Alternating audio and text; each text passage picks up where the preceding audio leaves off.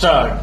Madam, I wish to draw the attention of the government through you to the disinvestment of shares in the public sector undertakings stock. As we all know, last year in the budget there was a provision to disinvest shares of selected public sector undertakings to the extent of 20%, and the government had calculated that they would receive by way of revenue rupees 2500 crores stock. What has actually happened is that the realization from the shares which were decided to be sold has been much more stock. The government has got rupees 3000 and odd crores stock. The companies which are selected are companies which are doing well, whether they are the Indian Oil Corporation or the Steel Authority of India Limited or the Oil and Natural Gas Commission or MTNL stock.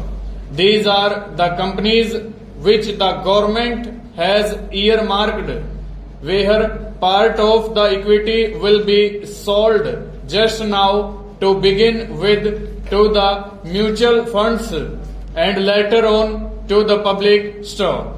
There are a few points to which I want to draw the attention of the government stock. While there may be nothing objectionable in disinvesting part of the government equity, now there is talk that in view of the experience, the disinvestment may go up to 49% stock.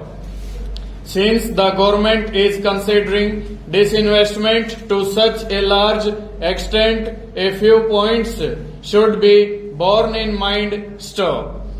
When you sell your own shares to the public, it is a one-time revenue that you get, because once you sell the shares, they have gone forever. Stock. It is therefore necessary on the part of the government to ensure that you get the best price. Actually, you get your worth of the shares stock. I don't know why the government has not come forward to tell us what is the method of calculation of the price at which they are selling their shares stock. Even when a private sector company goes public, it fixes a premium which is vetted by the Controller of Capital Issues of the Ministry of Finance stock.